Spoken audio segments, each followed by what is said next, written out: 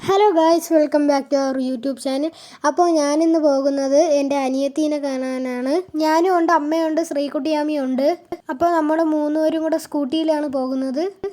ഇതാണ് എൻ്റെ അനിയത്തി ആയു. ഞാൻ രാവിലെ ചെല്ലുമെന്നാണ് പറഞ്ഞത്. എന്നെ കാണാത്തതുകൊണ്ട് കാത്തിരിക്കുകയാണ്.